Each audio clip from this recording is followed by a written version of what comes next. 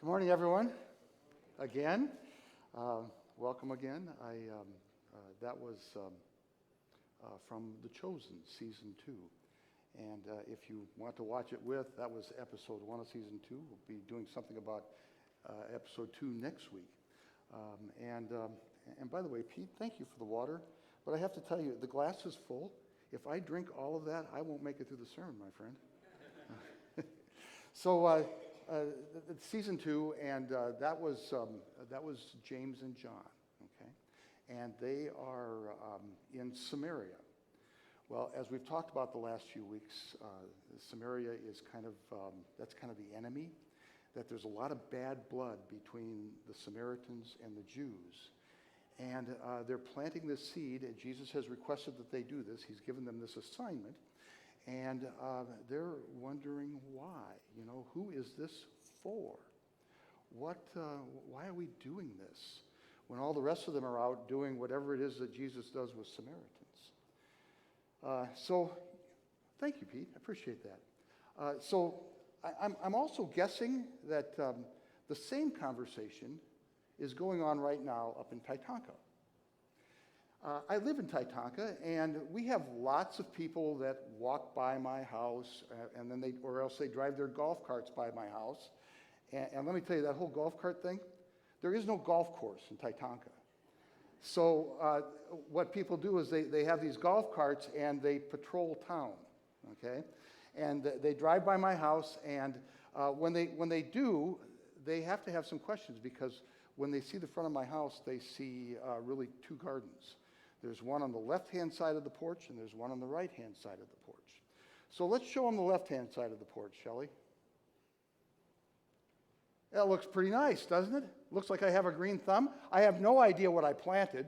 Can anybody tell me what those things are? I don't know. I do know what the things on the steps are. Those are herbs, but the rest of it's just a splash of colors.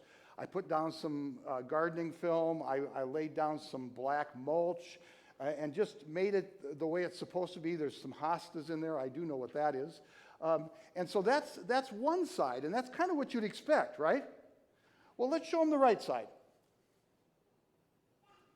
Pretty nice, huh? You like that? They walk by, they see both sides at once, right?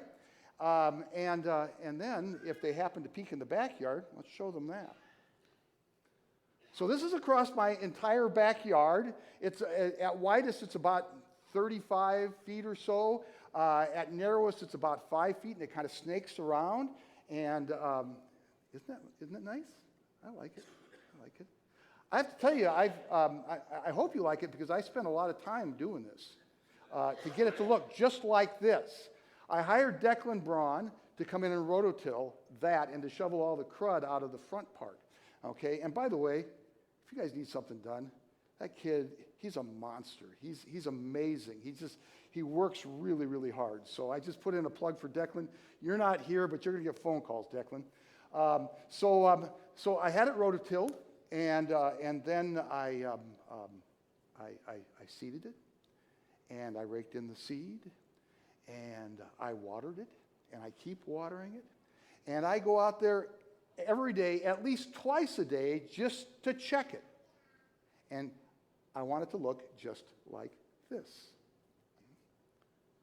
Interested?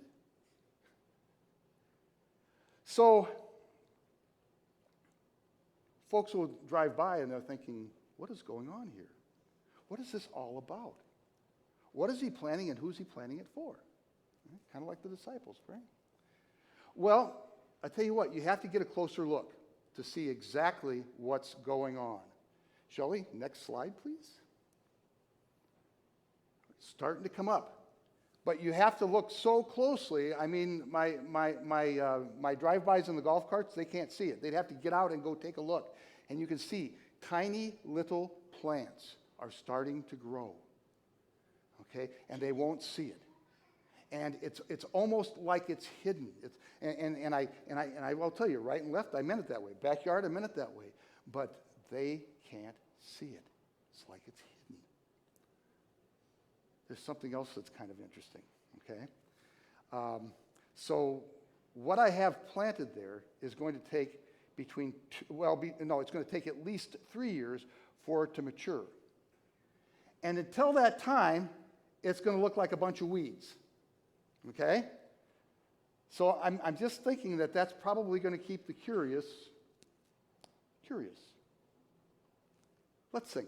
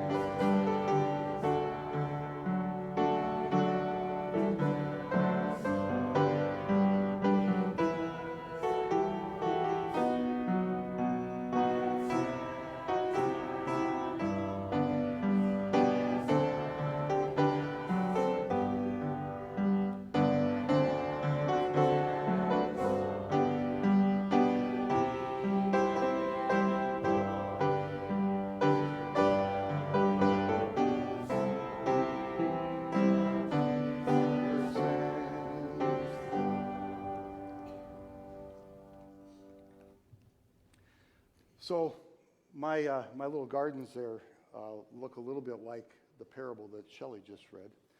And by the way, thank you, Shelley. And also, we've got a new guy in the back. His name is Quentin Frombach. And he is manning the cameras beautifully. Let's show our appreciation. Yep. So we got one, but we need how many? 3 teams, right? So and what is there, 5 on a team? So we got one. We need about 12, 14 more. So think about it. And it's not just for high school kids. Anybody can do this. And Cal is great at training. By the way, Cal's not here today, which means that our second stringers are first stringers, but the second stringers are as good as the first stringers. We're really thrilled about what's happening here and the way this is going out on live stream and everything else. So back to where I was. Where was I? Okay, yes. So, no, I got it, Pete. I'm good. I'm just baiting you, Pete, okay? It's a lot like the parable, isn't it? Except in the parable, Jesus' farmer is not nearly as discriminating as I am. I mean, I worked up the ground. I worked hard to make it look like that. Jesus' farmer is just slinging seed every place. He is throwing seed on hard paths, right? And he's throwing seed on rocky ground. And he's throwing seed in amongst the weed patches with the thistles and the thorns. And then, of course, he's throwing seed in the good ground as well. I have to tell you, those first 3, it's kind of a waste of seed, isn't it? Because, it has no chance in some of those places. It only has chance where the ground's worked up and it's good, right? Now, I know when I was growing up, and most of you probably, when you hear that parable, you think that this good ground, and I know I did too for a long time, I'm thinking differently now, is this different kinds of ground are the different kinds of people that are out there. That some people are hard paths with hard hearts, and they can't think past themselves, and so the seed's not going to work there. And some people are like planting in rocky ground, and it's not going to work there. And some people are like planting in amongst the weeds and thorns. So let's see. You, Steve, you're a hard path, and you're a rocky ground, and you, Serena, you're just a bunch of weeds. Okay, and that's the way we look at that. And then of course there are people like me who are good ground, right? And we can kind of judge between who is and who isn't. And that's the way we've tended to look at this parable. But I really don't think so.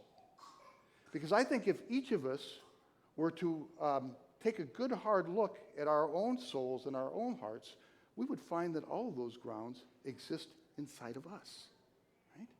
That we all have hard paths where we find ourselves living with hardened hearts. And we all have rocky ground where the rocks just choke things out, and the weeds that just choke things out. And maybe someplace in there, there's a little bit of good ground too. And so this farmer comes along and he just throws seed every place. All over your life. All over everyone's lives. And yeah, a lot of it's going to get wasted, isn't it? But the hope is that in amongst the path and the rocks and the weeds, some of that seed's going to find a fertile place to sprout and to grow. And you know, just like my little garden, you're going to need a close-up to see some of it, because it's going to be hidden in amongst all of that stuff. But when it grows, it are these tender shoots of hope and promise and life. And they're growing inside of you. And they're changing you. And they're making you into something brand new. And they're shaping you and molding you and giving your life a direction and a purpose that you really didn't expect before. And you know, everybody else, all the drive-bys, all they see is the other stuff, and they think, well, you don't belong. But that's not the case. Because it's not them that are making the decisions. It's Jesus that's making the decision about your life. And he says, I'm just going to toss it across, and let's see what happens. And it brings promise, and it brings hope. And you know, I talk about this a lot. I talk about all the bad things in life. But frankly, most of those bad things, that's the fertile ground. That's the place where the seed grows. So don't think about this as Pastor Dave beating you down. Think about this as a way of, if you will, pardon the expression, drilling in, like you drill seed in, drilling into fertile soil. And the fertile soil, quite frankly, is the stuff that's out of whack, because that's where the seed's going to grow. When we're big and strong and we can do things ourselves, there's a lot of hardness at heart in that, isn't there? There's a lot of rocky ground there. There's a lot of weeds where good seed won't grow. But it's the stuff that nobody sees, maybe, or the stuff that you think everybody sees but you're ashamed of. That's the place where the seed grows and sprouts up and brings new things. We have this idea that this fertile ground that Jesus is talking about is a great big field, and it's going to produce this great big harvest. I don't think so. I think it's little patches here, here, here, and here. All of it in your life and all of it in your heart. And that's where Jesus comes. And he takes that hardness of heart and he turns it into forgiveness. And he takes that rocky ground and he turns it into peace and promise. And he takes those weeds and makes it a beautiful patch of new things that you share with others. Let's stop and sing.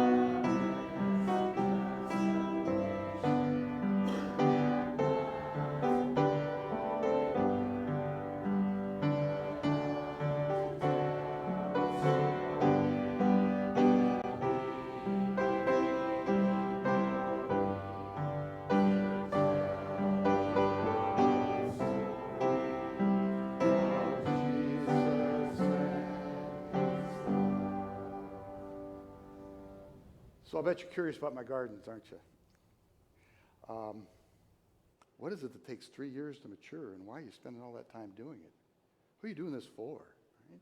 Good questions, disciples' questions. So, little blue stem is going in.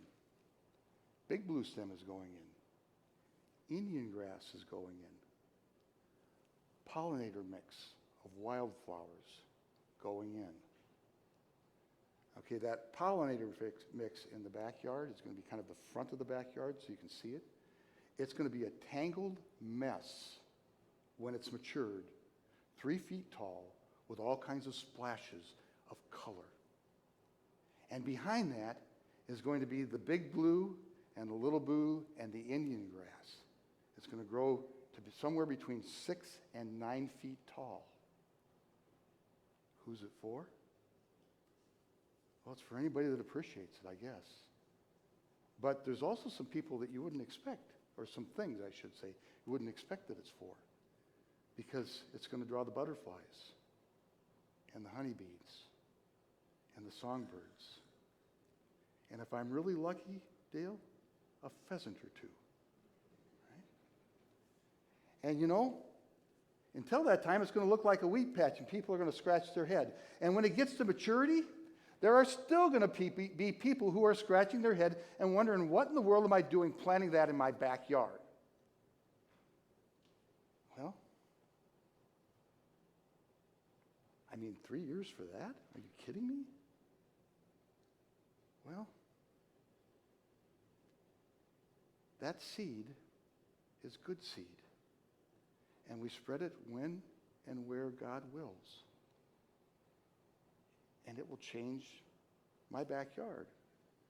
And it'll change everybody and everything that comes in contact with it. Well, that takes me back to the chosen. And I'm going to show you a clip here in a minute. Because the disciples' questions are questions that everyone asks when seed that doesn't make sense is thrown randomly every place.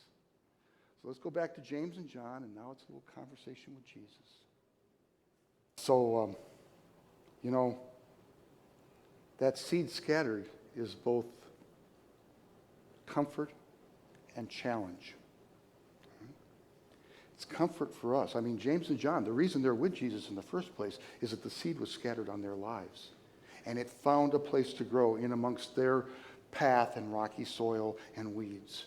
And it sprung up in such a way that it changed their lives. And so now here they are in a place where they are hated.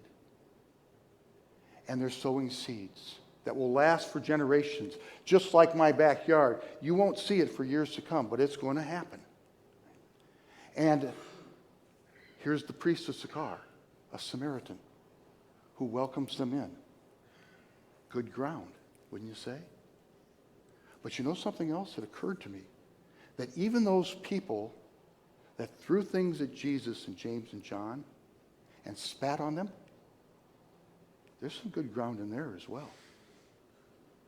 And the only way that good ground is going to find the kind of production that Jesus talks about is if seeds are scattered there as well. And yes, it will take years. And it will take work. And it will take understanding. But it will happen. It did happen. And it changed the world. I'll tell you a story. This is something that happened to me, actually 2 stories. Something that happened to me this last week. I was in Baumgars, and I bumped into a friend of mine who works there. And she was helping out 2 Hispanic gentlemen.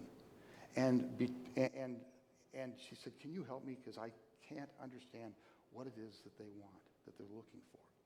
And so I helped her out, and of course, between us, I couldn't speak 5 words of Spanish, and they couldn't speak 5 words of English. So I got out my phone, and I got Google Translate out, and I had them speak into it.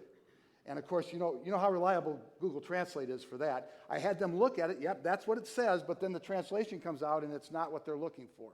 But we did get baño down, okay? So I helped them find the bathroom, at least that much, okay?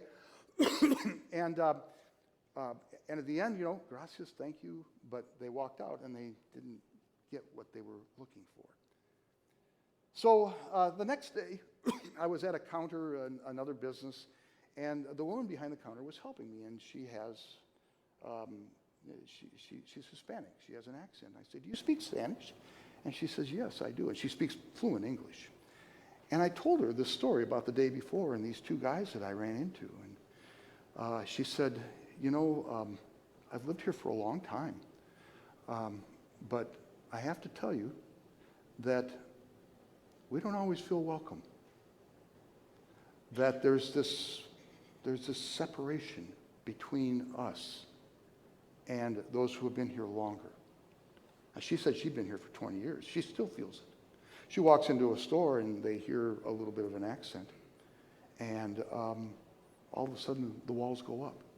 Her kids don't experience it because they're bilingual, but they don't have an accent.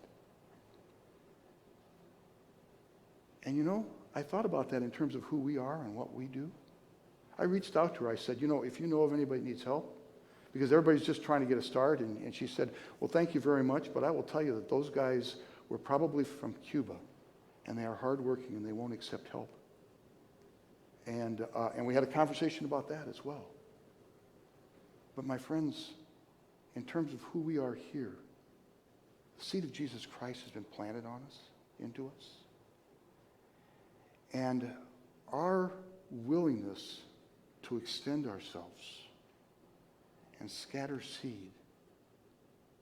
I mean, and I know it's difficult because, you know, you encounter somebody and you end up standing there looking at each other, smiling a lot because they can't understand you and you can't understand them.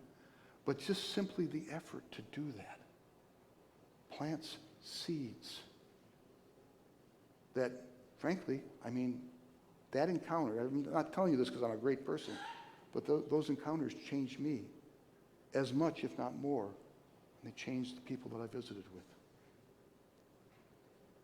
And who knows? I mean, you could drive by for years and never see the results. But once the seeds are planted, it's out of our control and it's out of their control. And God will use that to bring people to him. And for that we give him thanks and praise. Amen.